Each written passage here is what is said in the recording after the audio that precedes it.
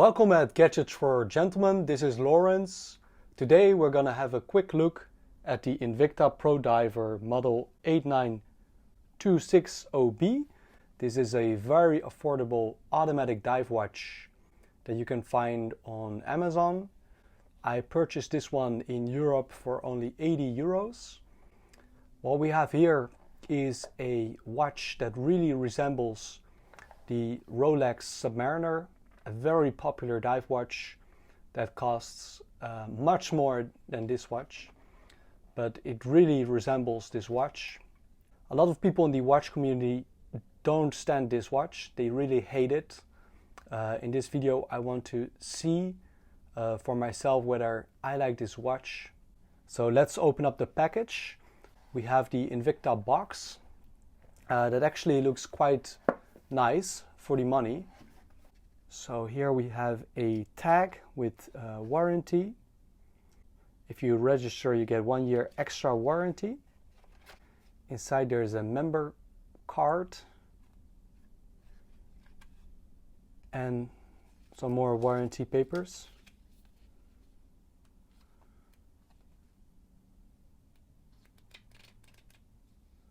As well as instructions how to operate the watch. So here we can find an Invicta tag. So at the locks we're dealing with about 20 millimeters, and the watch bracelet tapers down beautifully into 18 millimeters at the clasp. That is something that I really enjoy, when the bracelet reduces in size when we go down like so. Very elegant. On the side of the case we can find the Invicta logo engraved into the case, which I really dislike about this watch already. I've seen it on photos and I can say the engraving itself is done properly, but I just dislike any branding on the case. As you can see, this end link, it really bends down. Therefore, this watch will wear very comfortable on your wrist, like so. We have a signed crown. Again, we can find a cross. And the crown is threaded.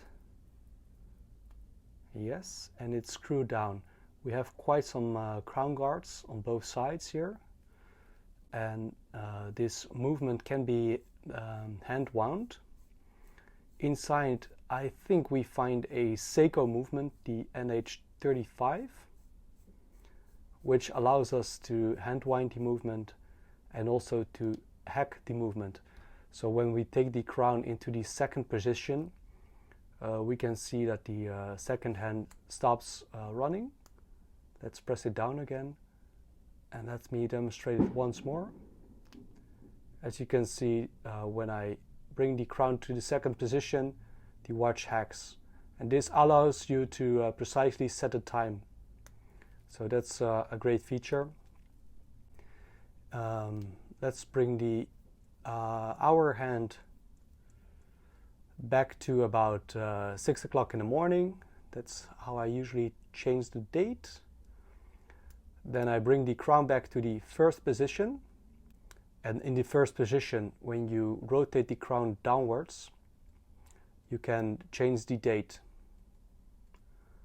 As you can see, that works very smoothly. Here we have the squale 1521, so it's the 30th. So let's go like so. Changing the date, very easy and very smooth. So that's 9 a.m. That's about midday, and here we're dealing with about 3:40. So that's about 3:40-ish, and then we can push it down again, and then we can screw down the crown, and that works very nice. We have a tight fit here. Yeah, so let's have a closer look at the dial. What we have here is a beautiful dive bezel with a black aluminium insert and it has the minutes, I guess, engraved. At the 12 o'clock position we can find this loom pip on this triangle, and on the dial itself we can find the Invicta logo at the 12 o'clock position. We can find a second hand with a lollipop shape, and as the counterbalance of the second hand we can find the Invicta logo that you can see here in the middle of the screen, moving slowly to the right side. So that is very unique. We can find a sword style minute hand here in the middle of the screen, and then we can find a Mercedes logo at the hour hand. At the 6 o'clock position it reads automatic professional 660 feet 200 meters water resistant. At the 3 o'clock position we can find the date wheel, and on top of that we have a date magnifier, a Cyclops, and as you can see the magnification works quite nicely, because without the magnification this is what you can see here on the right hand side, and then when we move in we can see the date wheel quite magnified. Let me try and capture this. Yeah, so that's the date wheel. What I can say so far, I really like the glossy black dial, applied hour markers, triangular, rectangular and circular, really like them. The crown looks very nice with these crown guards, beautiful significant crown. So as you can see we have a coin edge bezel. The bezel action is very stiff and secure. So bezel action is much stiffer than the squale. We have 120 clicks, so you can even measure half minutes, so 30 seconds. And the bezel, it aligns well, and there's not a lot of play on this bezel. So I'm quite a fan of this bezel already, and bezel are quite a big part of a dive watch. So we can find brushed, I think solid links, solid links on the outers, and we have a polished links in the center. The good thing about the bracelet is the fact that it has multiple micro adjustments. We can find the Invicta logo here on the buckle, and we have this little clasp. Actually, it's not the highest amount of quality, but actually it's quite solid. So not that flimsy as what I expected to find with this bracelet. It's quite tough to open it. It's the first time opening up this bracelet, but it feels quite solid. We have pressed metal parts that are quite cheap, but it works. This is how you size the bracelet. It comes with I think these are pins, but they look like micro screws, but I think it's just pins here. Yeah, I'm pretty sure you can just press out these pins that we can find here to remove the links and size it.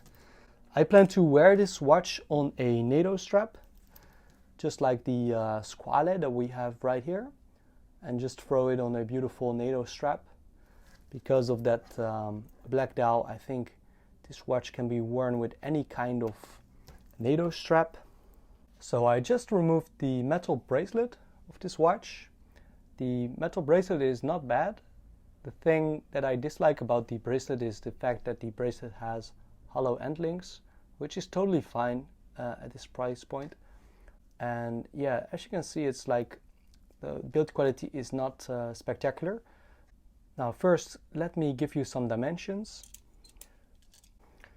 We have a case diameter of about 40 millimeters. And the total length of the watch is about 47 millimeters. That is the lug-to-lug distance. With the thickness of the watch, I get about 14 millimeters, and that is excluding the cyclops of the date wheel.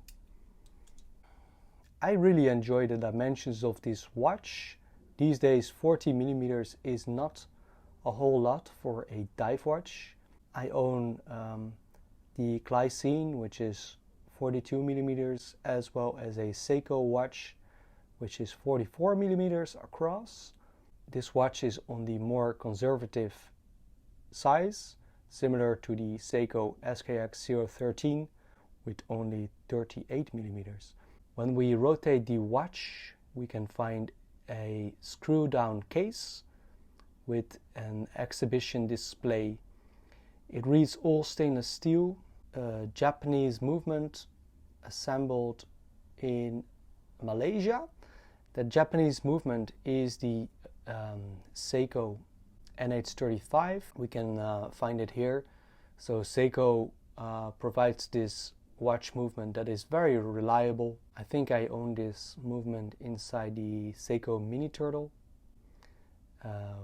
It's similar to the 4R35 movement by Seiko. No issues whatsoever. I did read plenty of positive things about this movement. This model of the watch is the 8926OB. We can find it right here on the case. Water resistant 200 meters. We can find the brand name Invicta. And let's have a closer look at that very simple yet trustworthy movement. We can see that Invicta painted the rotor yellow, and they wrote down some brand signature, Invicta Watch Group since 1837. And here we can have a closer look at the balance wheel. For me, number one reason for giving this watch a try is because it can be had for under $100. 200 meters water resist. It really resembles the Rolex Submariner, and in my opinion, that is a good thing because the Rolex Submariner is one of the most beautiful watches in my opinion.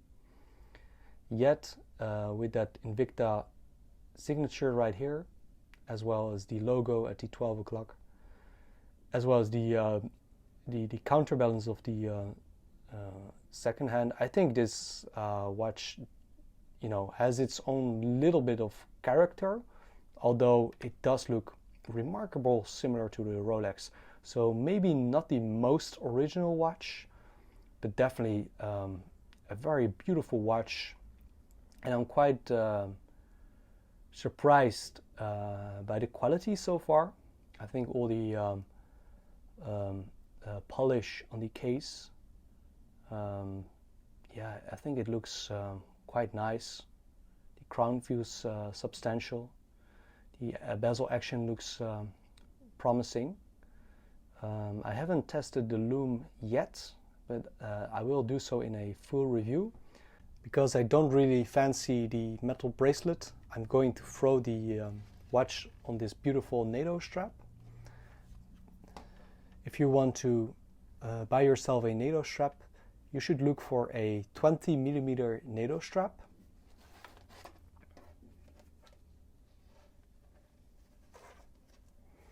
And the benefit of the NATO strap is that it will wear very light on your wrist. You should look for a polished buckle, polished details to match the case of the watch. So that's what it looks like on a NATO strap. The watch that I was wearing today is the Squale 1521. This also is a very beautiful Rolex inspired dive watch.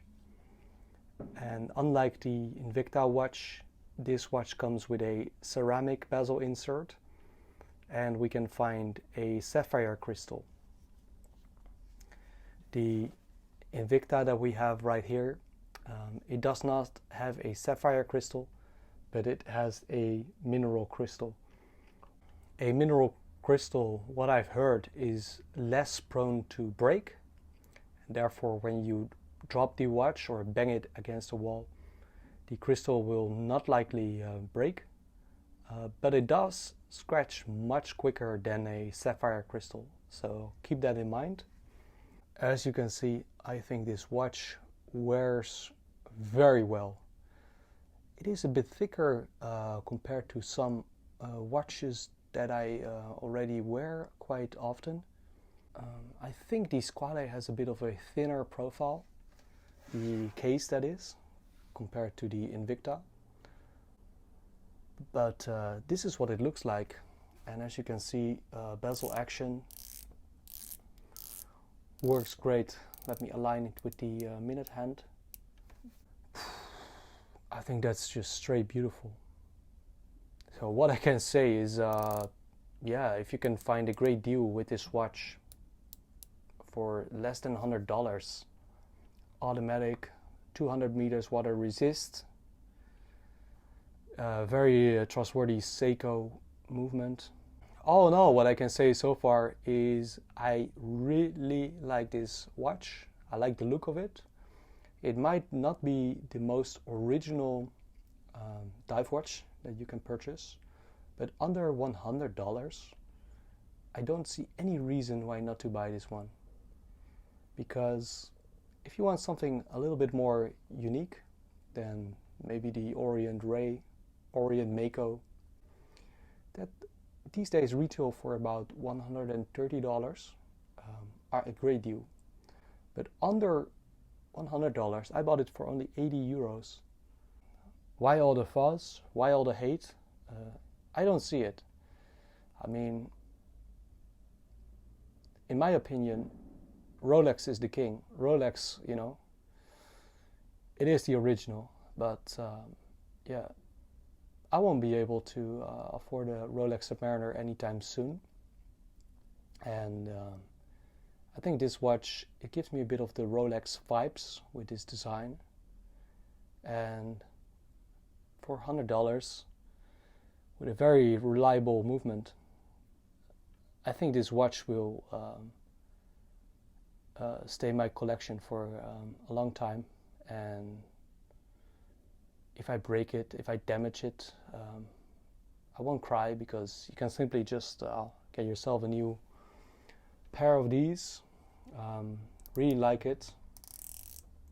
Looks fantastic with this black dive bezel and the black glossy dial with the applied markers. I think you can combine it with like plenty of straps. You can throw it on a gray NATO, green, anything that you like.